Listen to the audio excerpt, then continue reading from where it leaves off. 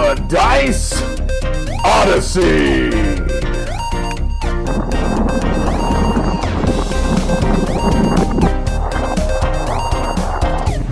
Hey there, folks. Welcome to the Dice Odyssey. I'm Kasman. Give me all your money. Now, if that didn't offend you too much, you might actually be okay with listening to a review about Cash and Guns 2.0.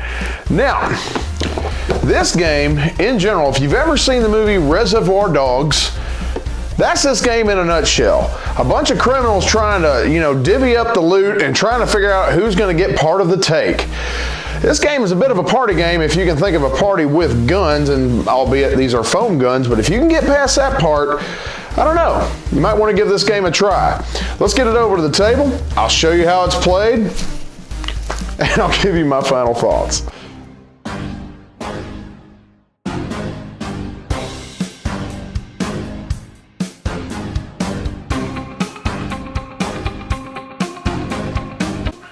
To start the game, the player's going to pick from a different character that is included in the game, like La Fin Nikita and Mr. Luca and James. Oh, I don't know who you reminds me of.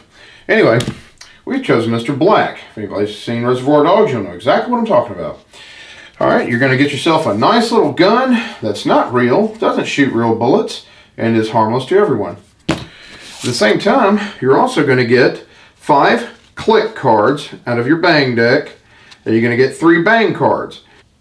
The Godfather is going to say, all right, everybody, load your guns, and you are going to choose quietly, privately, which cards you're going to use, either a click or a bang. Now, whoever's Godfather is going to say, all right, everybody, guns loaded, you got your cards ready? Okay, good. We're going to have the stick up. Ready? 3, 2, 1. And then he's going to say bonsai or whatever funny little saying he's got, like stick them up, or everybody point at whoever you hate the most, whatever it is. And everyone's going to point their guns at each other, right? Now, the cool thing is, whoever has this desk here, whoever is the Godfather, gets the ability to stop somebody from pointing a gun, especially at them. They can actually tell somebody to point their gun at somebody else. You are going to have guns probably pointed at you, and you're going to be pointing at other people. Now remember, you're going off the possibility that they might have a bang card in there. If you got enough guns pointed at you, and you're worried that they're going to shoot you, you might want to go ahead and knock your guy over. If you do that, you're out of the round, but the good thing is you do not take a wound, okay? But let's say, for example, you stayed up, and then somebody else came in, and once we got to the point, everybody who's still in the round, we all show our cards in sequence, starting with the Godfather. It's a bang card. Oh my gosh, okay, so you stayed in. The person who's pointing a gun at you fired at you. You are now knocked out. You take 3 wounds, you're out of the game, and don't worry, the game is not that long. You'll be back in no time if you want to play again. And everybody's going to laugh at you and think it's funny because that's just what people do when people die, apparently. They're just going to think it's funny. So anyway, now, if you're out of the round, you do not get your take of the loot, okay? That's the thing. Now, let's say you didn't shoot anybody, okay, or that person who you were going to shoot laid their character down as well. You do not show your card. If you're not able to shoot them, you turn your card in face down. Nobody knows what you're going to use. They don't know if you had a click or a bang. Keep in mind, it's bluffing, so you still want to keep that private.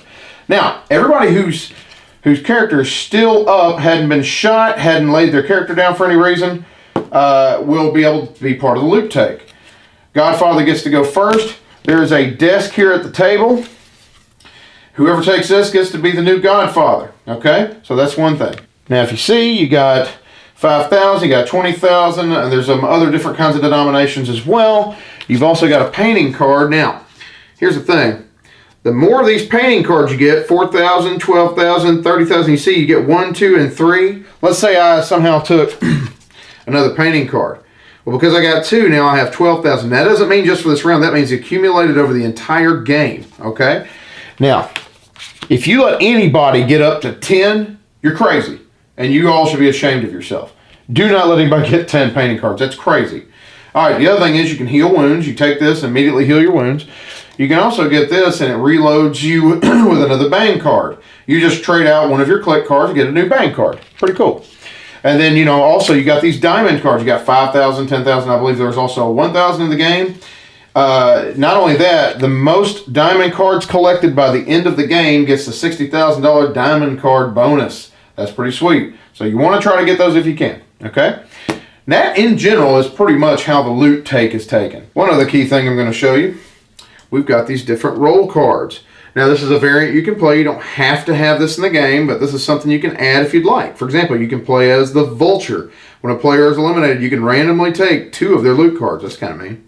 You can play as the Lucky Man. If you have more than 1 wound during a turn, you take none instead. As you aren't wounded, you can take part in the loot split. You can play as the Kid. This player chooses a target after all the other players during the hold-up. And so on and so forth. After 8 rounds of this, whoever has the most loot at the end wins.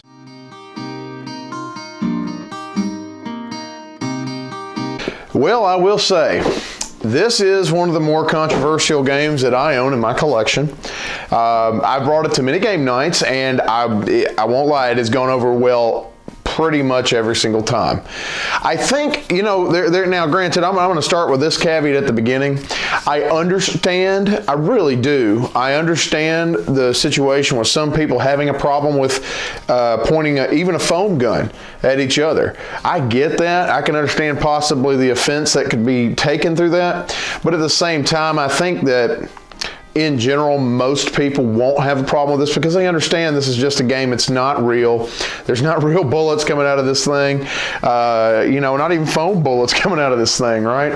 And you see what I'm saying? If you can handle that, if you can handle somebody pointing that at you or having it pointed at you or you pointing at someone else, then yeah, this game I think will go over like gangbusters with most game groups. Now, most of the time people are wanting to play with these things anyway. It's just fun to have little, I don't know, foam items in your hand to joke around with, you know what I'm saying? Granted, this kind of thing in real life is not a joke, but at the same time, when you're playing a game, you can suspend reality, I think, just enough to have fun with it. I love the bluffing aspect, okay? I love being able to bluff and just being able to see everybody at once have a gun pointed at them because somebody's, you know, everybody at the table has decided to pick on that one person. And then all of a sudden you see them just knock their character over. It's funny, you know what I'm saying? Yeah, sometimes it is kind of like, hey, you know, we're all going to pick on one person or just a couple of people at the table. But at the same time, that Godfather power, being able to say, no, I'm going to make you turn your gun away from me and turn it to somebody else, that's kind of a nice little addition. That keeps things, you know, a little more interesting. It doesn't just give everybody just one single target to point at. Sometimes that target's going to change. And so, yeah, I really enjoy the game a lot. I think that some of my favorite moments in gaming has happened with this game. Now, I say that about some games in general, sure, but I mean, we tend to like a lot of the party games, right? Because of the fact that we tend to have a pretty large game group show up. I mean, one of my game groups that I helped start was about 10 to 15 people. It started out with 5, and then people started inviting their friends over. And sometimes we'd break up into groups, but more often than not, we'd pull out a game of like Resistance or, you know, Spyfall or Cash and Guns, for example. And in general, it's just everybody has so much fun. I especially love the rivalries that start between people, you know, and people just trying to stop people at the table from getting different loot and things like that. So let me go into the fun factor. Awesome, fun. That's my review of that. Amazingly fun, okay? A lot of laughs to be had, a lot of just, you know, giggling and shouting at each other and things like that. Especially if you get married couples. I'll stop there. I think you get the idea.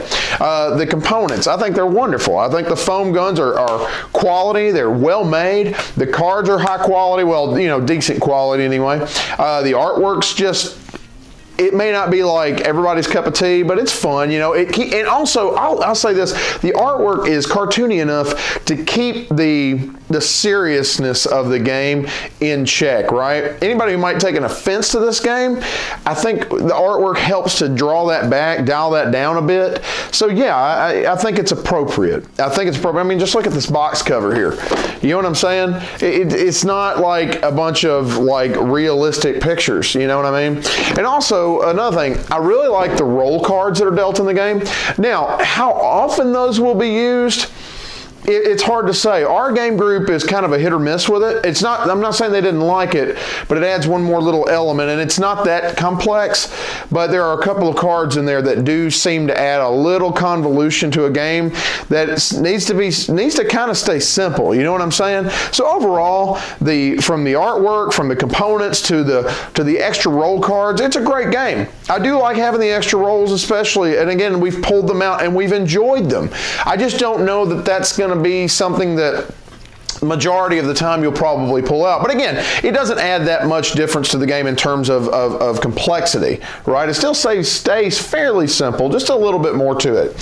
So anyway, yeah, I give this game high praise. I think that most people should at least take a look at this game, get into a game group where you can have fun with it and actually try this game out. And yeah, I think it's worth a buy. And it is pretty cheap for what it is. I mean, for what you get in the game, not a bad price on it. So yeah, that's going to be all for me. I'm Kasman. Thank you so much for watching the Dice Odyssey.